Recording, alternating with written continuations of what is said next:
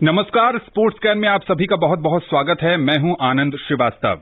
देश और दुनिया की तमाम खेल खबरों पर चर्चा के लिए आज हमने अपने स्टूडियो में आमंत्रित किया है जाने माने खेल पत्रकार मनोज जोशी जी को। मनोज जी, कार्यक्रम में स्वागत है आपका। धन्यवाद आनंद जी। आईपीएल में एक तरफ क्रिकेट के रोमांचक मुकाबले देखने को मिल रहे हैं तो दूसरी तरफ डेनमार्क ओपन बैडमिंटन में भारतीयों का प्रदर्शन निखरता जा रहा है। इसके साथ साथ और भी ढेर सारी खेल खबरों पर आपसे होगी चर्चा, लेकिन सबसे पहले हेडलाइंस। आईपीएल में दिल्ली कैपिटल्स और राजस्थान रॉयल्स दुबई में आमने सामने। ऑलराउंड प्रदर्शन के दम पर चेन्नई ने हैदराबाद को हराकर जीत की राह पर की वापसी। Kidambi Srikanth Denmark Open badminton के दूसरे दौर में, शुभंकर डे हुए बाहर और जोशना चिनप्पा मिस्र ओपन स्क्वॉश टूर्नामेंट के क्वार्टर फाइनल में।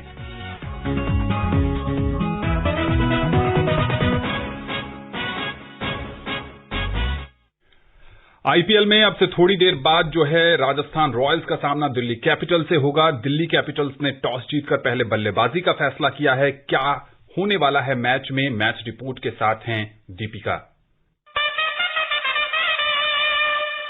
आईपीएल में अब से थोड़ी देर बाद दुबई इंटरनेशनल स्टेडियम में दिल्ली कैपिटल्स का सामना राजस्थान रॉयल्स से होगा। स्टीव स्मिथ की कप्तानी वाली राजस्थान इस मैच में पिछली हार का बदला लेना चाहेगी। दोनों टीमें 9 अक्टूबर को शारजाह में भिड़ी थीं, जहां दिल्ली ने 46 रनों से मुकाबला जीता था। लेकिन उस राजस्थान और इस राजस्थान की टीम में अंतर है और वो है बेन स्टोक्स। उनके आने से बहुत फर्क पड़ेगा। स्टोक्स इस मैच में पारी की शुरुआत करेंगे या नहीं, ये देखना होगा। लेकिन राजस्थान के लिए बेहतर होगा कि वो स्टोक्स को मध्य क्रम में खिलाए, क्योंकि मध्य क्रम या निचले क्रम में टीम के पास कोई ऐसा खिलाड़ी नहीं है जो शीर्ष क्रम के विफल होने के बाद टीम को संभाल सके। वहीं संजू सैमसन का लगातार गिरता ग्राफ भी टीम के लिए चिंता का विषय है। शुरुआती मैचों में तूफानी पारियां खेलने वाले संजू शांत हो गए हैं। जोस बटलर और स्टीव स्मिथ दो और ऐसे बल्लेबाज हैं जो राजस्थान की किस्मत बदल सकते हैं। पिछले मैच में राहुल तेवतिया और रियान पराग ने हैदराबाद के मुंह से जीत छीन ली थी, इसलिए इन दोनों का आत्मविश्वास भी ऊपर ही होगा।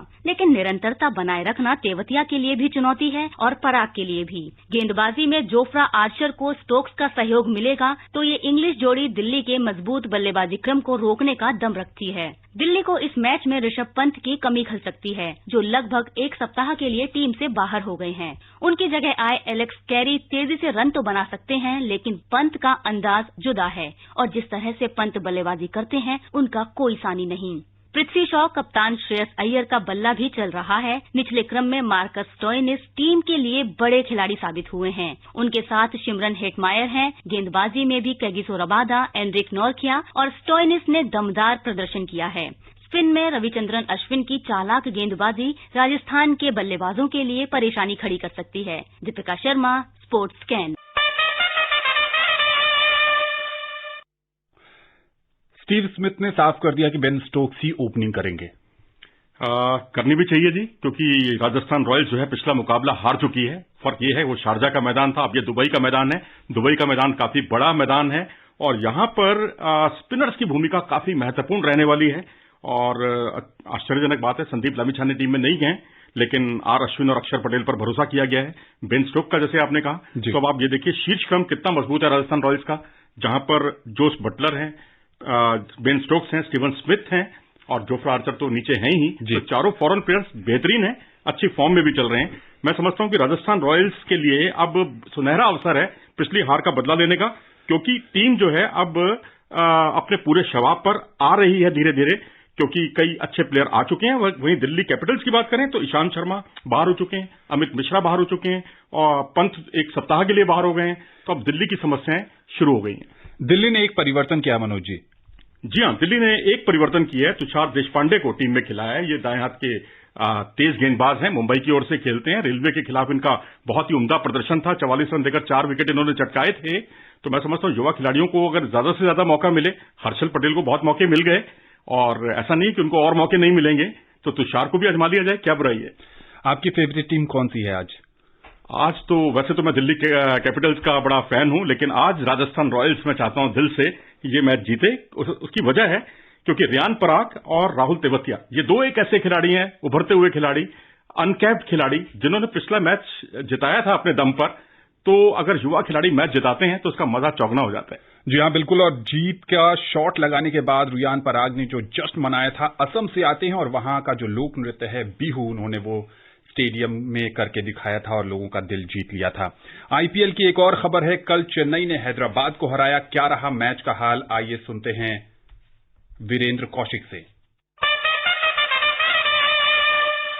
शेन वाटसन और अंबाती रायडू की शानदार पारियों के साथ रविंद्र के जबरदस्त ऑलराउंडर प्रदर्शन की बदौलत चेन्नई सुपर किंग्स ने सनराइजर्स हैदराबाद को कल 20 रन से हराकर जीत की राह पर वापसी कर ली। इसी के साथ टीम पॉइंट्स टेबल में 6वें नंबर पर पहुंच गई। चेन्नई ने अब तक हैदराबाद को 14 मैच में 10वीं बार शिकस्त दी है। रविंद्र जडेजा को मैन ऑफ द मैच चुना गया। उन्होंने 10 बॉल पर 25 रन बनाए और 1 विकेट भी लिया। दुबई में खेले गए मैच में चेन्नई ने टॉस जीतकर पहले बल्लेबाजी करते हुए 168 रन का टारगेट दिया।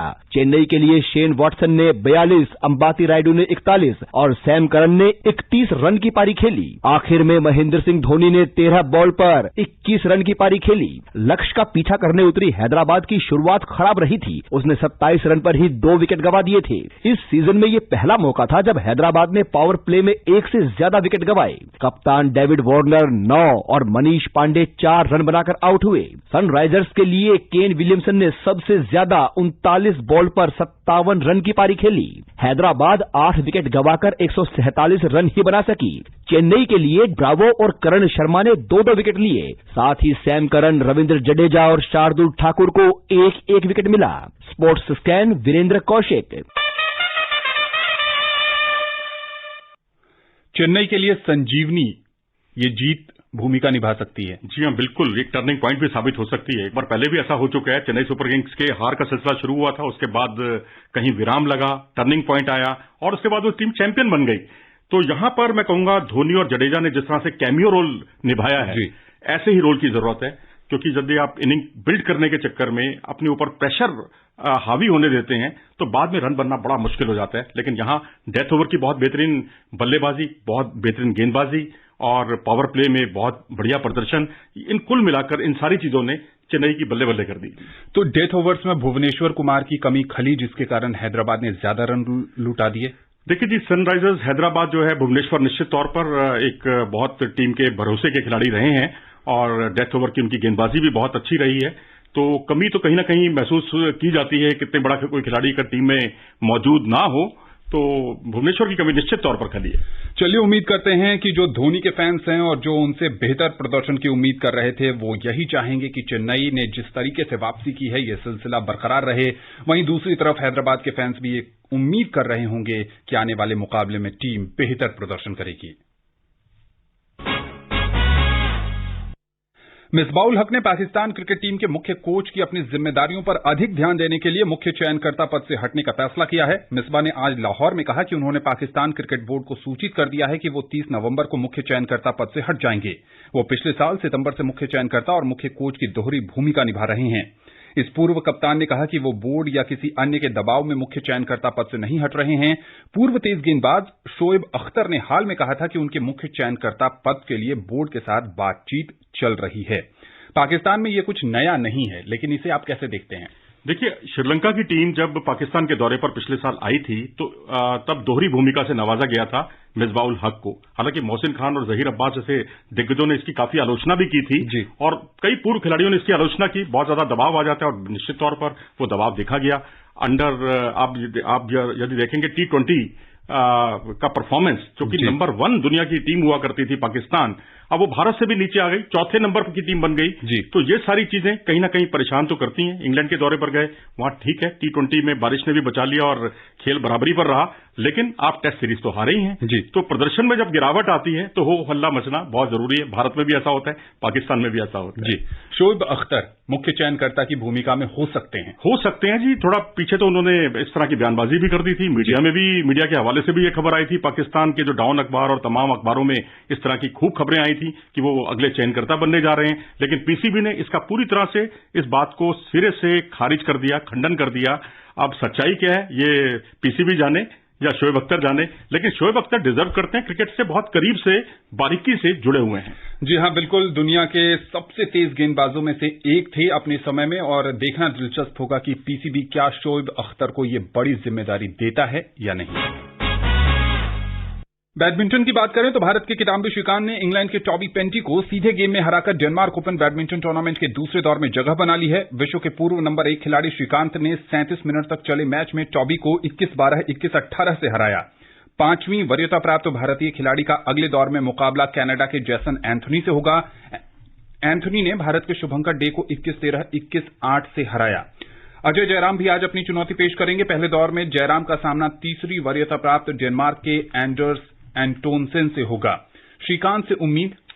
जी हां, बिल्कुल उम्मीद है। दुनिया के नंबर 1 खिलाड़ी हुआ करते थे, लेकिन अब वही बात है कि उनकी रैंकिंग भी काफी नीचे आ गई। पिछले टूर्नामेंट्स भी वो हारे, और सबसे बड़ी बात है लॉकडाउन के बाद एक लंबे अरसे के बाद फुटबॉल जो खेल है बैडमिंटन का खेल वो बहाल हो गया है। और अब भारतीय लगातार जब निरंतरता जब आती है तो वो तभी आती है जब आपको लगातार निरंतर प्रदर्शन करने का अवसर मिले।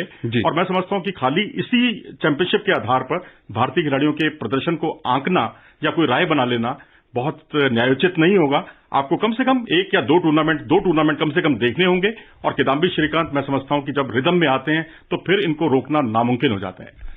कल लक्ष्य सेन ने क्रिस्टो पोपोव को सीधे गेम में हराकर दूसरे दौर में जगह बनाई थी। वो अगले दौर में डेनमार्क के हैंस क्रिस्टियन सोलबर्ग विटिंगन्स का सामना करेंगे। बैडमिंटन के बाद टेनिस की खबर। एंडी मरे का खराब प्रदर्शन कोलोन इंडोर टेनिस टूर्नामेंट में भी जारी रहा, जहां उन्हें पहले दौर में ही फर्नांडो वर्दास्को से हार का सामना करना पड़ा। वर्दास्को ने मरे की खराब सर्विस का फायदा उठाकर 6-4, 6-4 से जीत दर्ज की। मरे इससे पहले यूएस ओपन के दूसरे दौर में जबकि फ्रेंच ओपन के पहले दौर में हारकर बाहर हो गए थे। उन्होंने इन दिनों ग्रैंड स्लैम टूर्नामेंट में वाइल्ड कार्ड के जरिए प्रवेश किया था। कोलोन में भी वो पहली बाधा पार करने में नाकाम रहे।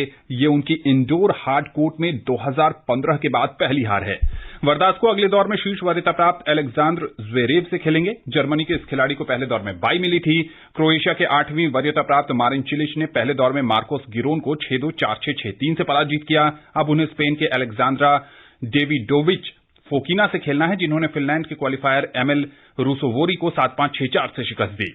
ब्रिटेन के एक अन्य खिलाड़ी काइल एनमेट को दक्षिण अफ्रीका के लॉयड हैरिस ने पहले दौर में 7-5, 7-6 से हराया।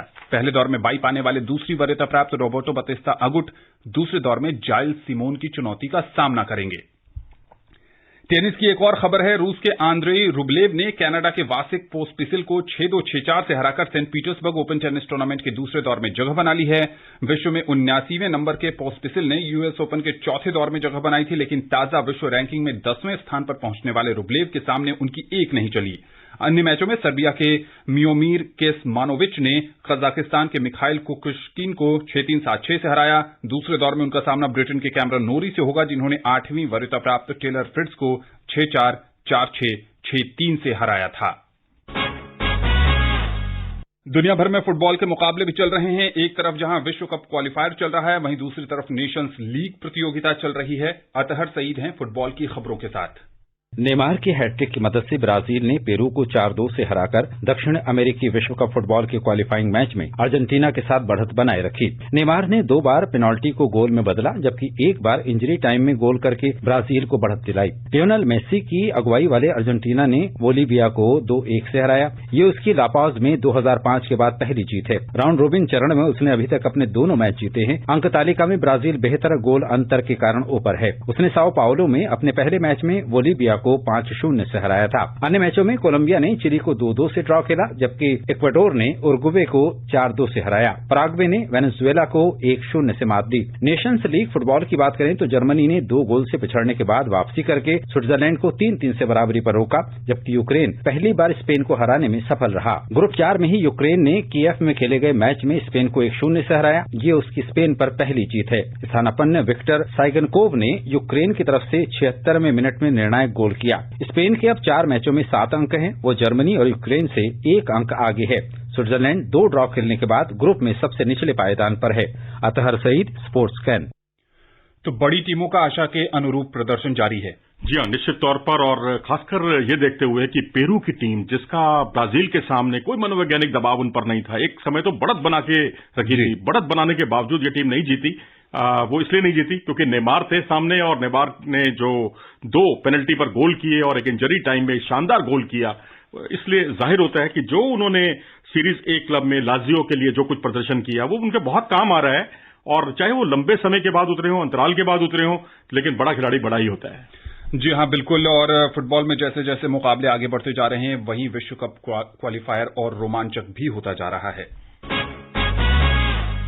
भारत की जोशना चिनप्पा ने काहिरा में मिस्र ओपन स्क्वॉश टूर्नामेंट के क्वार्टर फाइनल में जगह बना ली है। विश्व में 11वें नंबर की खिलाड़ी जोशना ने तीसरे दौर के एक कड़े मुकाबले में मिस्र की 38वीं रैंकिंग की फरीदा मोहम्मद को 11-7, 11-6, 7-11, 10-12, 11-9 से पराजित किया। जोशना क्वार्टर फाइनल में नूर अल शेर बिनी से भिड़ेंगी।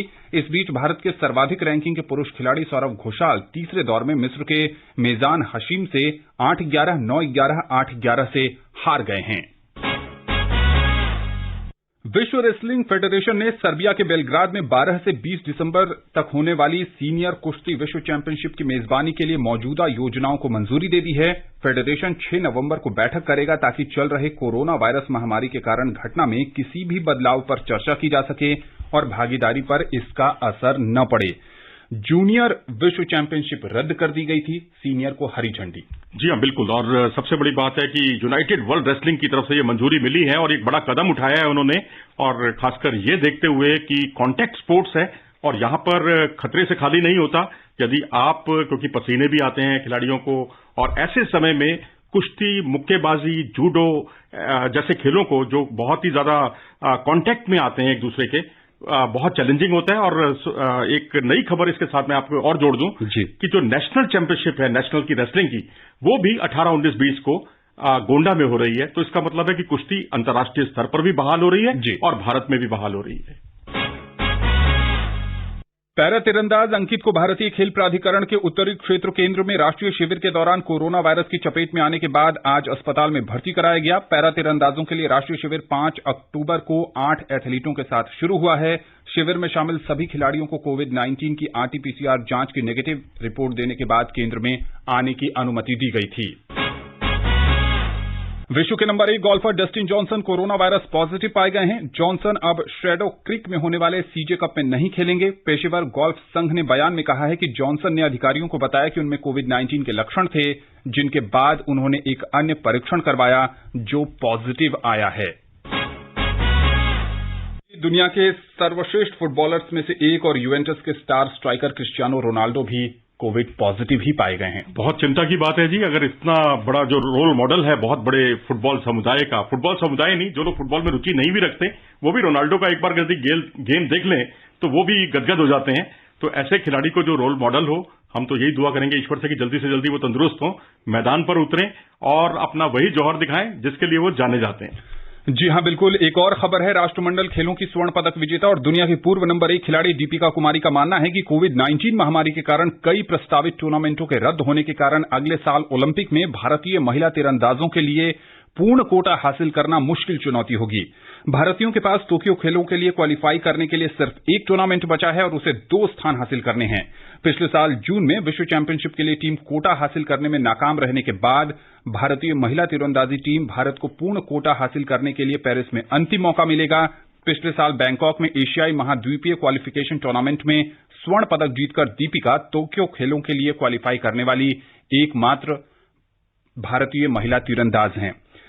चलते चलते हम अपने श्रोताओं को बता दें कि जो मुकाबला इस समय दुबई में खेला जा रहा है दिल्ली और राजस्थान के बीच, वहां का हाल यह है कि दिल्ली ने दूसरे ओवर में 1 विकेट पर 4 रन बना लिए हैं।